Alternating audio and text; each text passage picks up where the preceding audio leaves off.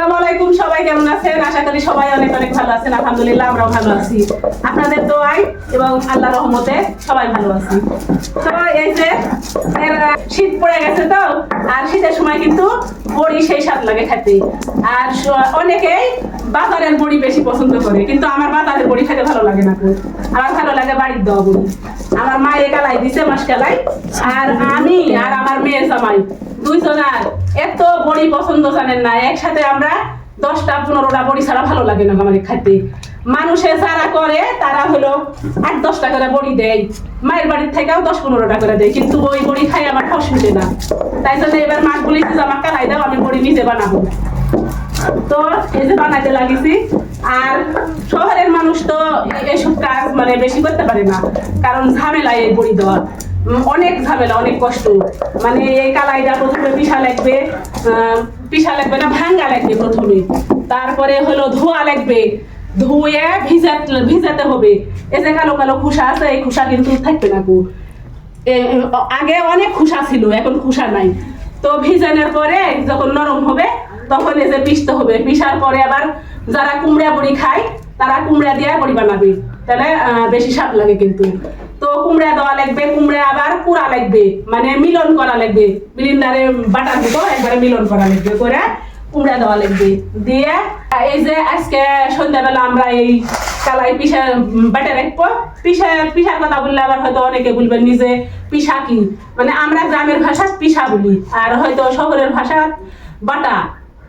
তো বাটা পিঠে তারপরে সকালবেলা ভোরে যখন ফজরের আজান দেয় তার আগে উঠা লাগে, উঠে আবার এই বড়ি সানা লাগে, হাতেও সানায় একবারে সাদা হয়ে যাবে।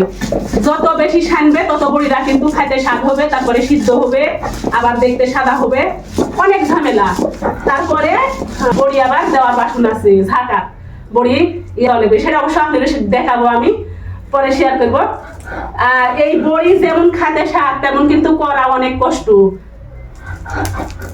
করার জন্য আমার কুমড়া হয়েছে রেডি, কুমড়াও কিন্তু রেডি করা আছে। কুমড়াটা কুটে তারপরে বাটা লাগবে। আর কুমড়া কুড়ার আবার এই দেখেন যন্ত্রপাতি, এই যে থাল ফুটে করে কুমড়া কুড়ার, এরা কিন্তু যন্ত্রপাতি। এই জায়গা হাত দিলে হাত কেটে যাবে। আর আমার সাথে এই যে দেখেন জয়েন্ট হয়ে গেছে, পয়েন্টে ব্যথা বলে না, জয়েন্ট হয়ে গেছে। মানে যেই কাজ করি শান্তি নাই, এরা খালি পিছ লেগে থাকে, যে জায়গা যাবো শান্তি নাই কোনো। খাইতে পাবো আমার বাড়ি, যাই হোক ওই পিছ লাগিছে, ভালো হচ্ছে। আমার কষ্ট হচ্ছে একা করা, মানে কাজ করে দেও আমার দুর্নাম পেলে দেখেন কিভাবে, তাহলে এগুলো উপকার করা হবে। একটা জিনিস আসলে খাইতে গেলে, তৈরি খাইতে গেলে কিন্তু অনেক কষ্ট আছে, সেই জিনিস করে থাকে। যারা কিনে খান তারা তো বুঝতে পারেন না কত কষ্ট ওই জিনিসটা করা, আর যারা করে তারাই বুঝে কত কষ্ট। তো একটা জিনিস খাইতে হলে কষ্ট তো করাই লাগবে। তো যারা যারা তৈরি করে খাইতে চান তারা অবশ্যই খাইন তৈরি করে, মানে চাষের বাচ্চারা আসবেন। না আমার অল্প বড়ি এবার আমি দিতে পারবো না, এরপরে যখন বেশি করে করবো তখন দিব। এই পড়িস নে, কোনোদিন বানাইনি তো বড়ি, মানুষের দিয়ে বানালি বলি আমি পিসা মানুষের দিয়ে দিয়ে নিব। সবাই দোয়া করবেন আমার বড়ি যেন ভালো হয়, আমার বড়ি যেন টেঙ্গা না হয়। ওই অনেকের বড়ি আবার বানায় সিদ্ধ হয় না গো, তাই আমার বড়ি যেন সিদ্ধ হয়, টক যেন না হয়, সবাই দোয়া করবেন।